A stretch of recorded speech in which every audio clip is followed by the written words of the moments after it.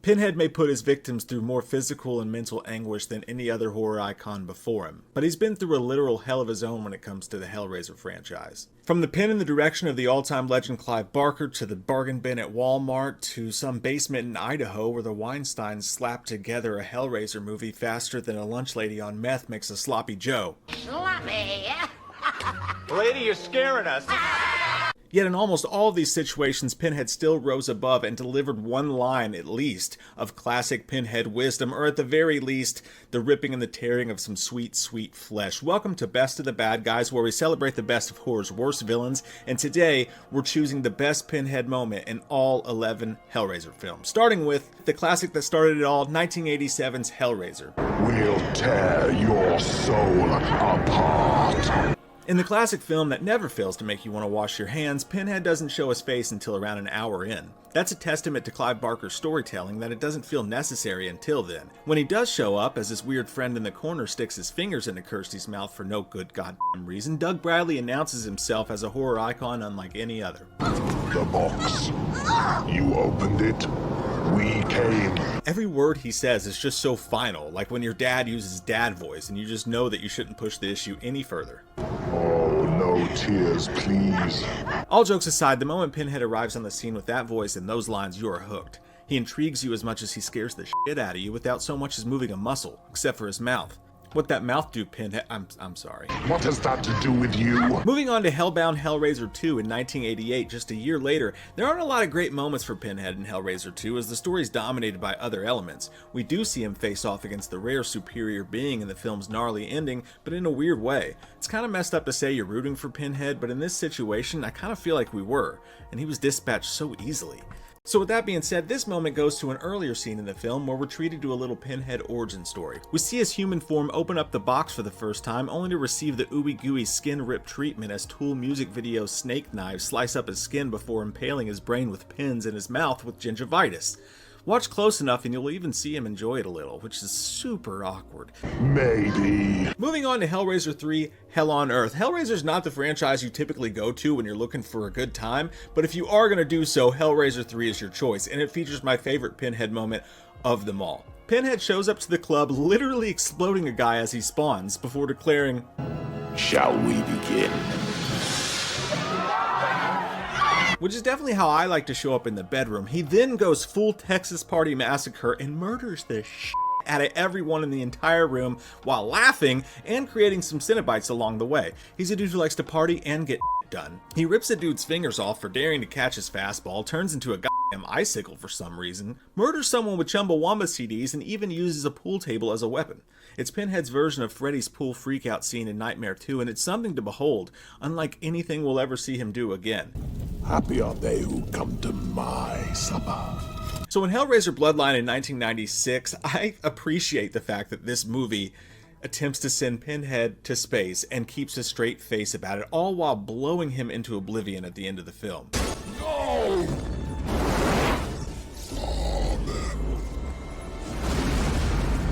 I kind of love it. That all being said, my favorite moment here is going to go to the creation of the twin Cenobite.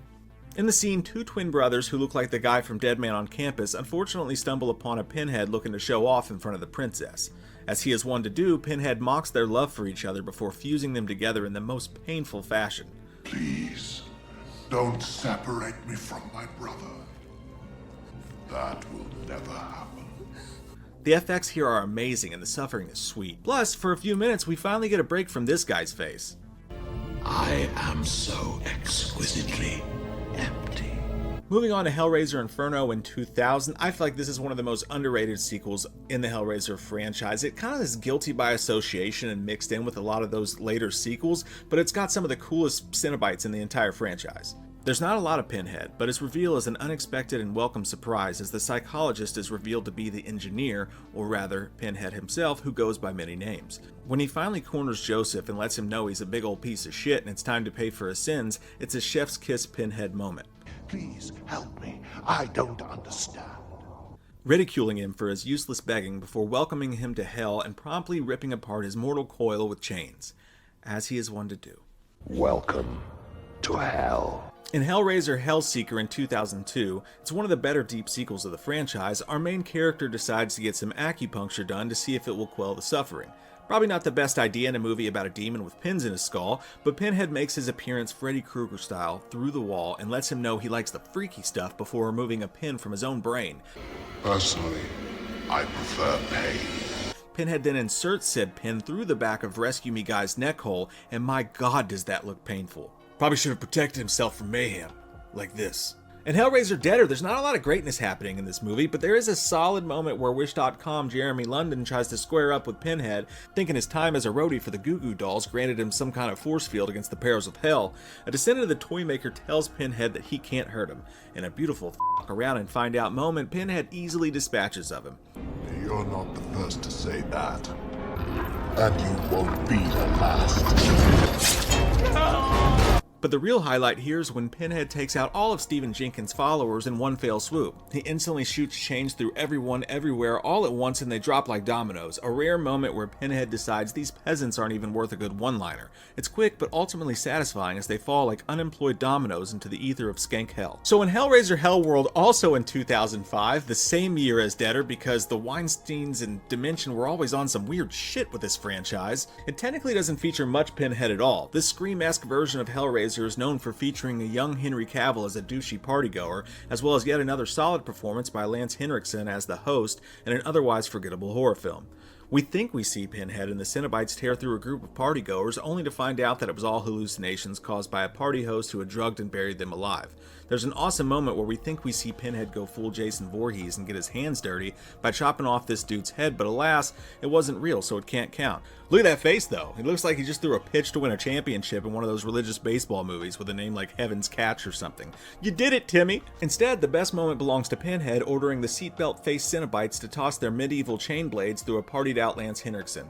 A cool moment despite his insides looking like CD-ROM roadkill from 1997, and it's all capped off with an old-school one-liner from Pinhead straight from the pages of a mid-90s Steven Seagal flick. How's that for a wake-up call?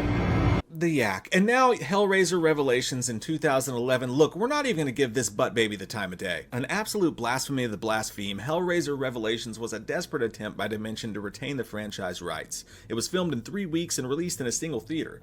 No disrespect to anybody who put their effort into this film, and all the disrespect to the people who forced them to without the proper support. This was not Pinhead, as for the first time in the franchise, Doug Bradley smelled the stink on the walls and declined to participate. So the best moment of this film goes to the great Clive Barker's tweet about it, when he said, and I quote, "I want to put on record that the flick out there using the word Hellraiser is no child of mine."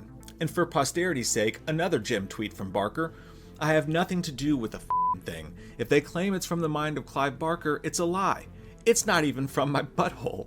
Moving on to Hellraiser Judgment in 2018, though the steaming pile of dung Revelations kept the franchise at bay for 7 years, out of its ashes came Hellraiser Judgment, another film that never had the necessary support from the studio, but this time it was both written and directed by longtime franchise stalwart Gary J. Tunnicliffe, who put forth an admirable effort on the sequel. Though Judgment didn't feature Doug Bradley as Pinhead, Paul T. Taylor stepped in and delivered a performance that I'd rank second best in the franchise, just behind the legend himself. While the film is imperfect, it offers some great Pinhead moments. The opening monologue sets the tone perfectly. So then those are the souls we shall seek out first. There's also a fantastic moment where a punk rock Pinhead cares not about the orders from an agent of heaven, ending with him tearing her face apart and dropping this beauty of a sassy one-liner. Are you the way? Before being banished back to Earth for upsetting the status quo. But no, my favorite moment from this film is when a petty Pinhead tells a couple of adulterers that their sins are beneath him. Bow your head to the catalogue of filth your brother has created. That's just good goddamn Pinhead writing, all before impaling them scorpion style and sending them off with one more banger. Amateurs. Before we continue with our video, here's a reminder to click the Store tab on any of our JoBlo channels and browse our collection of the latest and freshest designs in our merch store. Go get you some. But still, we will afford them an experience beyond the limits. Now in Hellraiser 2022, look, for me, Doug Bradley has always been the way.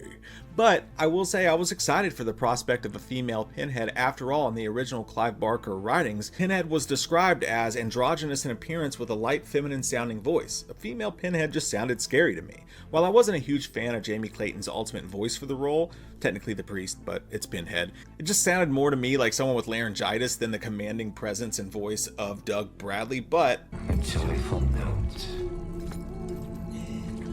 without change. I thought her overall performance was solid. The best moment could have been when Pinhead dispatches Chatterer, because that's just not something you see every day. However, I was so upset with the fact that they got rid of such an important Cenobite so quickly, I just couldn't bring myself to do it. It looks cool, but I hate that it counts. So instead, the best moment goes to when the character of Nora is toyed with, talked down to, and ultimately has a goddamn needle lodged through her esophagus with colonoscopy vision as Chatterer chews on her blood. It's gnarly, and so is this entire franchise, which I'm gonna be honest, after watching all 11 films back to back again, I'm happy to be out of it for a while. I'm gonna need to go watch Care Bears or some shit just to scrub my brain of this darkness. However, I still had a blast going through it, and going through it with you guys was even funner. Thank you guys for watching Best of the Bad Guys, and make sure you check out all of our other editions of this, which include Freddy Krueger and The Strangers and Norman Bates. It's a good time, and thanks for hanging out, guys. Hope you have a great day. Thank you for clicking on our video, everybody. If you like what you saw here, please make sure you like the video and subscribe and share with your friends who like this sort of content. JoBlo was created by movie fans for movie fans, and we appreciate your support.